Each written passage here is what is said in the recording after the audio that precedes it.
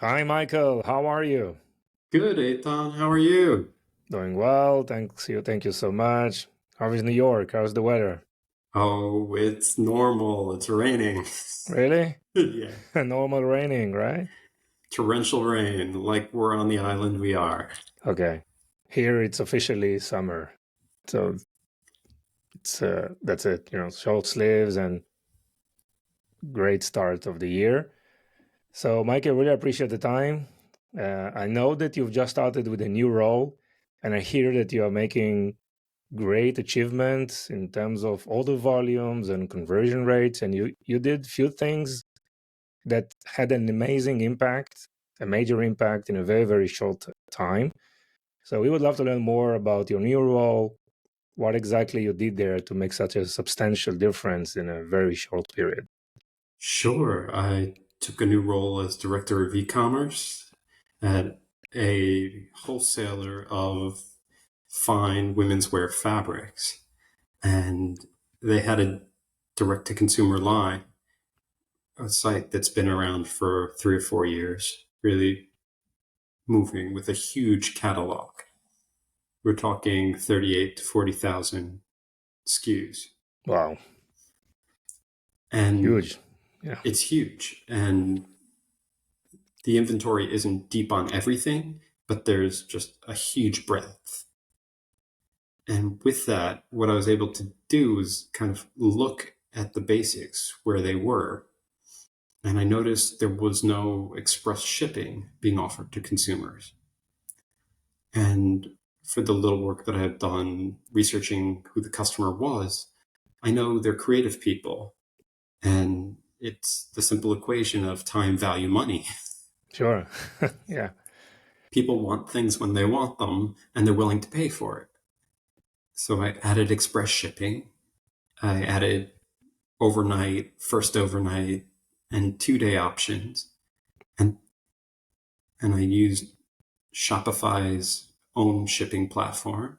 And Hmm. then I offered US Postal Service rates too for 2-day shipping or priority, just so customers could compare and see that it's more expensive than using UPS. Okay. And what's happened is about 15% of our orders today are using express shipping. Wow. Which wasn't The, available. it wasn't available at all. Okay. And what's the most interesting is there's a free swatch program that was implemented a few years back. And customers can essentially order a sample of fabric to look at the color, feel it, and they're charged a standard shipping rate. And it was through the Postal Service. Hmm.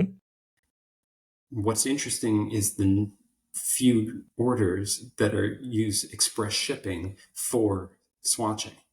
They want to know what fabric they need to order today. These are businesses. They're willing to Hmm. pay. And that little change started the order volume to increase. And Google has this kind of merchant search metrics that you should apply to. When you've been doing e-commerce for a while, you know to check this page and see how you rank based on their monikers of what you need to do on your site to rank higher. So, of course, express shipping is one of those. Nice. One thing I noticed when I went to this webpage was that no one had submitted the sitemap to Google. Hmm.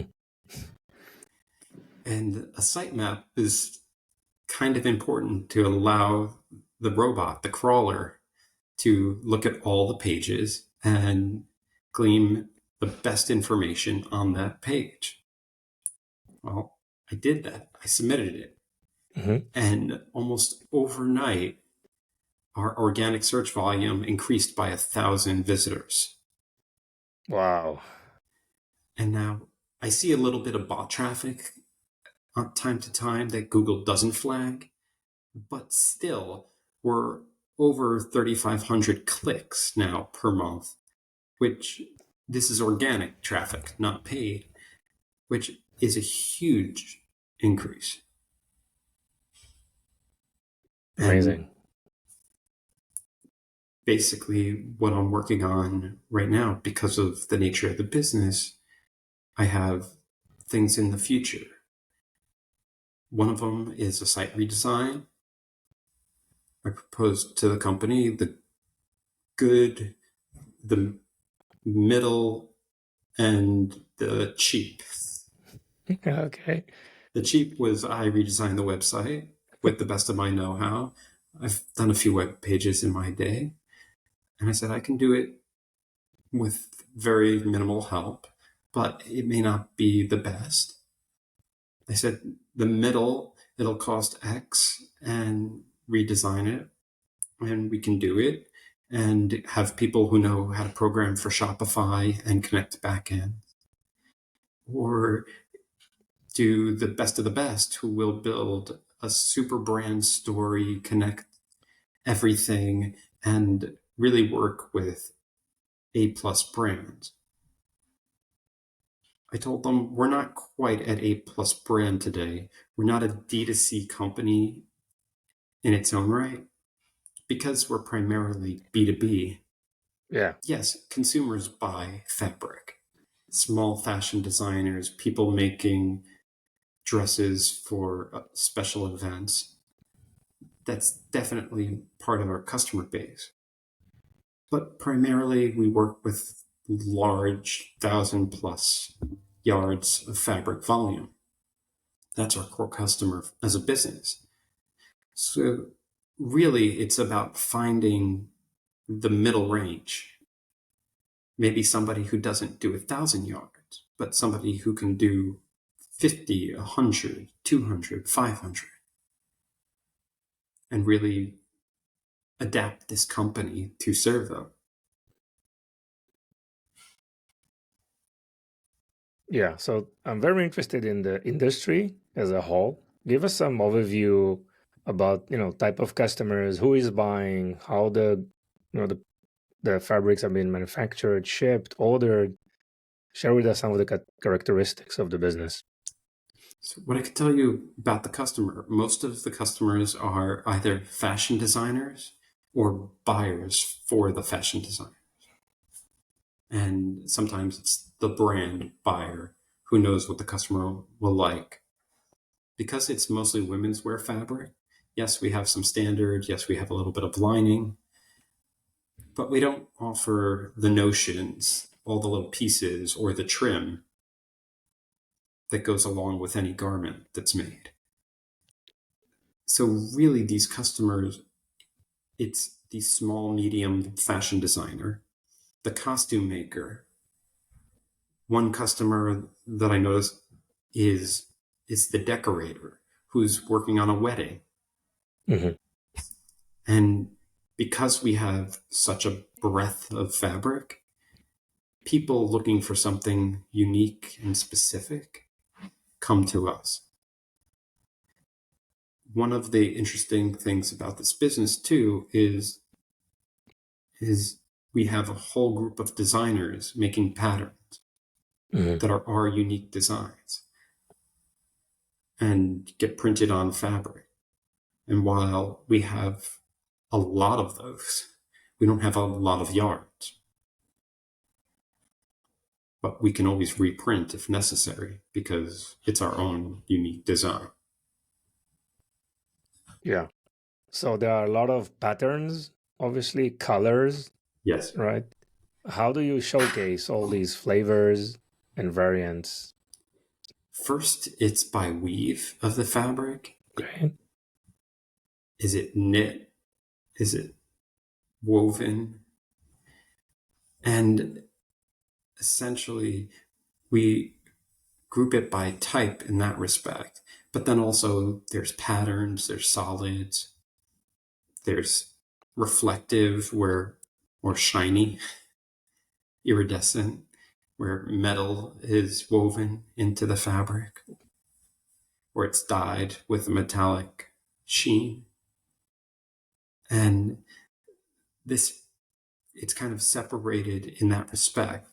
The colors were a factor for us because we have certain types of fabric where we have more than 100 different colors. Now, there's a limit on Shopify.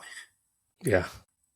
And they announced just a few weeks ago with their Winter 24 preview that they're going to do away with the variant count if you're on the higher tier Shopify. Yeah, So Shopify Plus, I guess. And exactly. yeah. So one of the things I did was move over to Shopify Plus to take advantage of that. Sure. The higher limit was one of the reasons, but one of the things that I learned in addition to that was they help with tax liability. The site previously didn't have the order volume that Hmm. that necessitated all the individual state reporting. I got an alert yesterday saying you need to register with these 7 states because you've exceeded order volume. Hmm. And once you register, then you can get taxes collected automatically with Shopify Plus. I wonder how many merchants pay a tax service more than they would if they switched to Shopify Plus. Yeah. Just knowing this, it's So so you got that negligible. letter from the state itself? It's No, it was just an alert on an alert. Shopify's admin. Yeah. It's like it's warning me before I get the letter. Nice. Nice. It's always good, right? It's Yeah. I mean, states are generally forgiving when you want to pay them. Yes. You want to find the right amount that needs to be paid for them, right? Not even the right amount. You're willing to actually give them money. Yeah. They don't have to fight you in court. No, of course not. So they forgive ignorance to an extent. Yeah. So how do you set up? I mean, I know you're working on a new design. How do you envision to showcase or to create a journey that easily, you know, give the shoppers the ability to find all these variants and flavors and patterns? And I mean, it looks, yeah.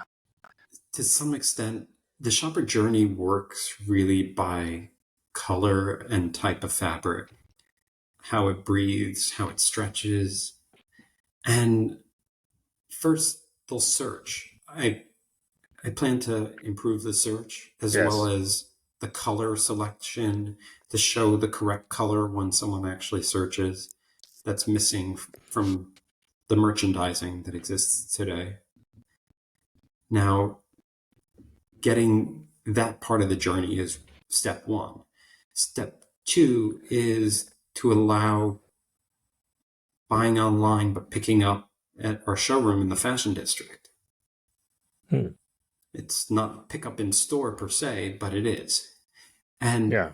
part of the reason why I want people who are getting, whether they're getting swatches or full fabric, the ability to come here in Manhattan and then go to our competitors essentially or counterparts and find the trim and the notions and clasps that they need to finish a garment. Thread is one of the hardest things to match to a fabric. And my bosses go, why don't we just buy some thread? I said, who's going to go through the warehouse and match the Yeah. thread to the Each 38,000 38,000 pattern. fabrics?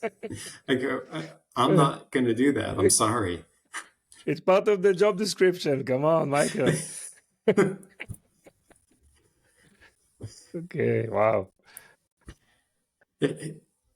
But I do plan to offer different kind of notions or tools in the future to just offer as a buy together option. Yeah. I haven't exactly prioritized it today, but it is something I want to do. I think it'll be good for the customer to help with their journey, buy something not necessarily at the lowest price, but at the right price. Yeah. You're not coming to us for the scissors or the cutting wheel, the seam ripper, Mhm. but Yeah. but you are coming for the fabric, and you know what? I need one of those. Got it. And what other some of the characteristics of the B2B journey in terms of the payment schedules, maybe like credit terms? Are there some unique B2B functionalities that you envision? Yes, one of the ways we sell fabric is through a custom order from a mill. The mills produce the fabric, and Hmm. essentially the way we've done it previously is we collect half of the payment up front at the negotiated price, and then the other remaining half 2 weeks later. Without Shopify Plus, one has to create a draft order, invoice the customer for 50% worth of the order, which is the physical goods, then invoice non-physical goods, another order Yeah, for the remaining 50%. Yeah, 50%. But if you want to collect taxes on that other 50%, you have to have physical goods. Otherwise, Shopify won't collect taxes, which, I mean, it means that there are two orders that you have to both mark as delivered when they actually get delivered. And yeah, and part of the migration is truly being able to set payment terms for a particular customer in a particular instance, where I could do net 14 and 50% down net 14. sure. And it's just that flexibility for B2B. It's built in. It's part And of Shopify's upsell. yeah, and in terms of the approval of new sellers, is it like they're opening a request and there's a manual job that someone is doing there I internally? Right now, yes. I think for B2B, yes. Part of my plan for the future is to segment our catalog. Every season, we offer new styles. And with that new collection, I want to offer it specifically to our B2B customers. We bring in a certain amount of yardage to Hmm. sample, but we don't necessarily produce full quantity, thousands of yards, until we sell basically the sample yardage. And really, part of what happens is we have it in our showroom, we show it to our buyers, they come in, they look, and some of the fabric gets bought. Some of the older fabric gets bought. Now, part of this plan is to allow those customers who browse our public website today to see the B2B website, and they could have their own terms connected to our ERP. ERP integration isn't 100% great today. Yes, I have inventory. Yes, I have orders brought in. There could be more, but it would be very expensive to do. Yeah, And the plan is just to make it easy for the customer to shop however they want to shop and really have that flexibility. And then also not sell our sample yardage of our latest season to the consumer, essentially, or the savvy business who knows that we offer this. yes, yes. And how do you manage the back end side of things? Supply chains, inventories. I mean, this amount of SKUs. Are you able to forecast? There are some trends throughout the year, or how's it working? Because it sounds to me like there's a very innovative algorithm there that we need to study. I've started to study this. What's interesting is, other than the custom development that we've done, we really haven't had a lot of sellers of one particular style. We've sold out of a few colors, but that being said, they're trendy colors which may not come back in a year's time. Hmm. Essentially, our wholesale business, we ship things by boat, of course, and we do that approximately twice a year, unless we have samples more that we need, and we'll have other containers brought in throughout the year. But essentially, we have deep inventory of certain styles of black, white. Yeah, like high runners, right? Yeah, Exactly. Where customers will always buy. There are dressmakers, sample makers here in the city or in and around the city who will buy fabric from us consistently. okay. And you need 10 yards? Sure, we've got that. You'll get it tomorrow. So you know better or earlier than everyone what are the trending colors for the summer, right? To some extent, yes. Okay. But it's not really me. We have Yeah, a couple of designers who are really specialists in this. sure, sure. And what's interesting, I mean, we know that velvet is going to be popular in the fall. So certain people are starting to buy velvet now. What I haven't figured out from a marketing standpoint is whether to target the fall styles today or Hmm. wait until June, July, August Yeah. to give people 90 days to make their garments. And understanding that cadence, the forecast, it's interesting. I'm going to put certain things on the boat. And what you said about kind of understanding the customer journey, one of the plans for this new website is to really request additional yardage.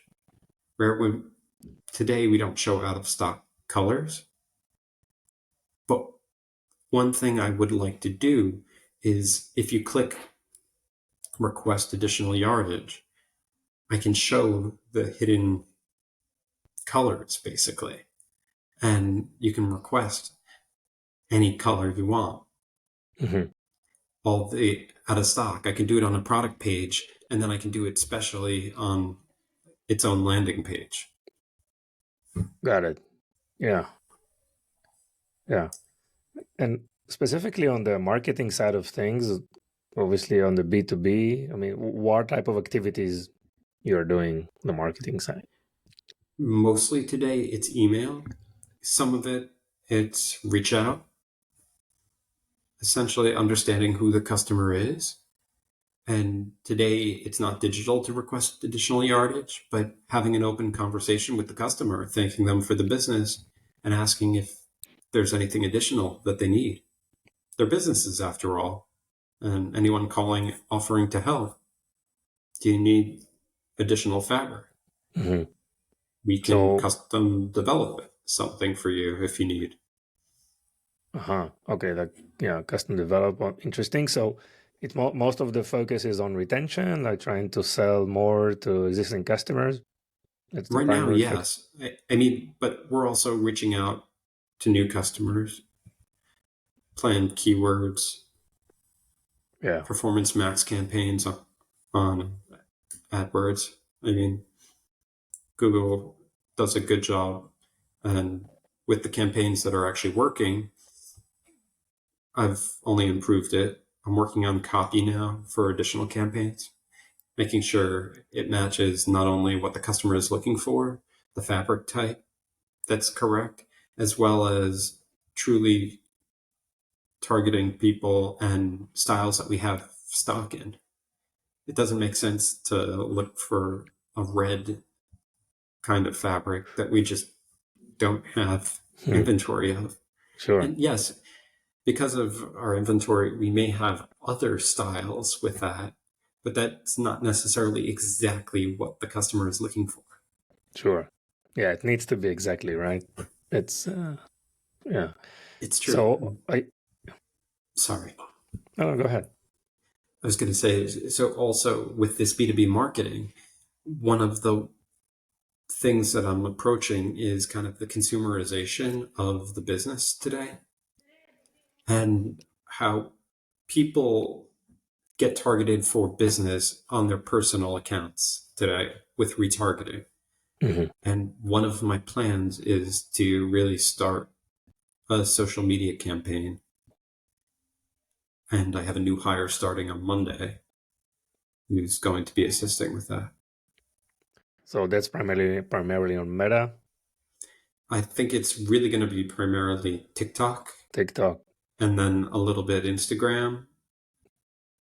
Yes, we have a Meta shop. I plan to start a TikTok shop, but unless I have quality videos, nobody's going to find me. Exactly. You need to start creating videos. Exactly. And That's going to be interesting to see. I hear that's the platform that you offer. Okay. Yeah. We'll talk about it later. No problem. That's okay. Yeah, but I would, that TikTok, obviously, everything is around video, right? And It short form truly video, is. captivating video. They also encourage live events, obviously, Of course. but I think it's a step by step, right? It's a process, and the challenge is to target those people that are really interesting that you need to attract, right, on the B2B side. It's exactly it. And Yeah. some of it is really understanding what you can make with the fabric. What can a designer do specifically? Hmm. But then also just understanding who that customer is. And are they a startup? Are they a normal fashion designer just churning out clothing at a factory? And one of the things that I'm trying to do is expand our offering for types of fabric. Because as I throw out the big net, Hmm. if I have even a bigger net, if I can offer some cotton, if I can offer some suiting fabric, we have some SKUs that work for activewear, but not a lot. Hmm. And truly merchandising the fabric kind of for the specific purpose really makes it easier for people to shop. Sure. When So actually, you're doing a lot of things. You're open uh, to almost any aspect of the business, whether it's social commerce, videos, expanding product lines, expanding SKUs, right? Try to expand existing business with existing customers. So it looks very exciting times for you, right? it's exciting, I was pitched a job kind of like entrepreneurial, if you will. Uh-huh. And I've always kind of worn that hat within any organization. Back years ago when I was with Acco Brands selling office supplies, it was the same idea where my hand's in a lot of places, but the idea is to go where I can get the most sales in the least amount of effort and then tackle things that are necessary, but then also kind of grow for the future. One thing the office manager here, she asked me to handle was finding someone to give our header yardage that we would normally dispose of, who I could give to recycle. So I found this company, like Proof It Can Happen, and a man named Anthony and a woman named Alexis who's been handling this. And they picked up a whole bunch of header yardage that Wow. they're turning into other products. Well, the amount of product that we have, it's too much for them Wow. to handle. They don't have that big of a space. But they put me in touch with the Fashion High School for Design here, and I'm trying to work on a way to give them a whole bunch of fabric. It's not Yeah. a lot of yardage, but it's interesting things that people could make, interesting garments, quilts, other things, bags, Nice. scarves, even earrings that are adorned. That's a good story for the sustainability part of the new website, right? It could be. I'm trying to just, I'm trying to understand and I'm trying to teach the company that their future is based on young designers and giving product, giving help to younger people. It's going to pay off in dividends. Anything that we can do to just offer, whether it's free shipping or pickup for the students who are here in the city. FIT's 10 blocks away. Yeah, Those students I know come shopping, even in my building. And it's not hard. And if we have the margin that we can offer, we offer it to perfect strangers to acquire them. Now, if we just offer it to students who generally don't have a lot of money in general, it makes sense. makes a lot of sense. Yes, yes. Michael, what do you see in the industry as a whole? I mean, what do you think are the major challenges right now for brands? What do you think are the major opportunities? I think the challenges in the industry as a whole is the changing retail, where people aren't shopping for fashion at Macy's as much as they used to. They are still going into Bloomingdale's, possibly going into places like Nordstrom. Overseas, they go into Printemps. But Hmm. like these department stores, there's growth, but not a lot. And the foot traffic is relatively low. And part of the problem is that if you don't have the turn of clothing coming from these retailers, you're not going to get the volume that you did previously. And Yeah, then, and that's really the biggest challenge. The opportunity, though, as a brand is understanding where you are as a brand and finding the next generation and really kind of cementing that with the future. If you kind of get those impressions today on the youth, you will pay off in dividends in 5, 10, 15, 20 years. But you really have to have that long-term vision. yeah, And are companies today willing to do that? There's still a decent amount of business. There's a lot of designers. No one's going away in that respect. But also, the runway doesn't necessarily pay for the business. It's really about kind of making a name for yourself and that branding. And then it's about selling the right priced garment. yeah. And in terms of some of the opportunities that you see?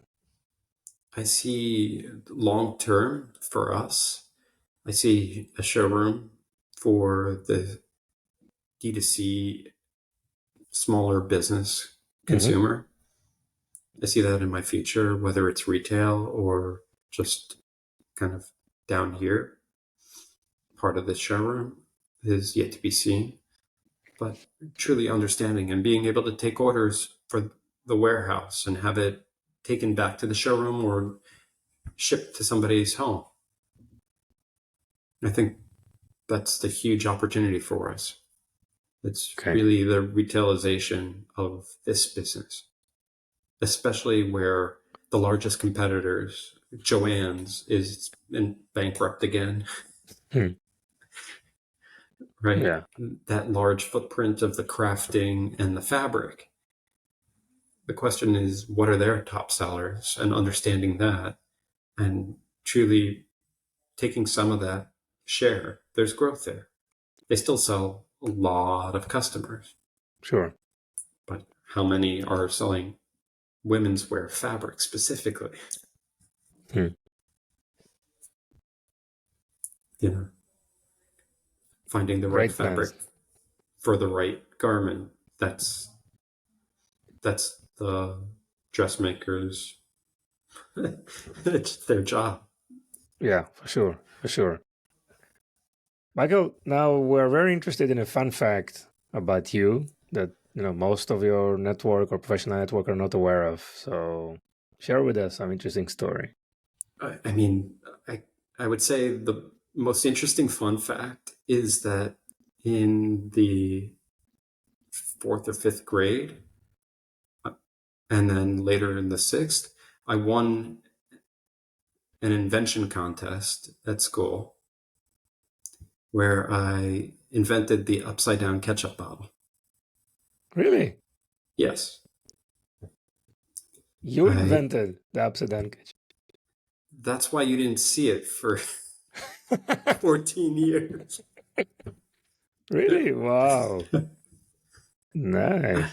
And I understood basic physics and gravity, and I put a spout on the bottom. Wow, nice. So you're a product guy in your heart, I think, right? In my heart, I'm a consumer guy. Okay. I've always been. I've understood what the customer wants. And it's not that hard to give them what they want. Mm-hmm. It's you solve a problem. I mean, I went into study in school. I studied computer science. But what I was most interested about there was really kind of the technology of the user interface. Hmm. How did it get used? Video game programming. How did it get Sure. played? And understanding the web technology that powered it. It's useful. For sure. For sure. Great, Michael. Anything else you want to add? I mean, the other fun fact about me is after 9/11 in the city here, I got a job working at a contemporary art gallery, which selling contemporary art really got my feet wet. Selling anything, it's Yeah. understanding who the customer is, understanding how to market and sell more work by getting them better product, and then working with the artists then to get the best product available. Am I a product guy? A little bit. Am I a marketing guy? Also, yes. Tech? Sure. Yeah. Logistics? Yes. This is e-commerce. It's everything in the kitchen sink. Yes. Director of e-commerce doing everything, back end, front end, and everything in the middle, right? Exactly. Yeah. Yeah. That's And that's the probably the best job description that I can think of as well. So well and done. then at heart, it's also sales. It's Yeah. closing that deal. But you have to do everything else perfect in order to make sure you keep selling. And upselling. It's true. Yeah. Cross-selling. Great, Michael. It was really a pleasure. Thank you so much for all the invaluable content. Wish you all the You're best in the new role. Plenty of things that you need to still execute, right? So exciting times. exactly. I mean, part is planning, and then the next part is project management to do. Sure. Sure. Great. Thank you Thank you so very much, much Michael. for this.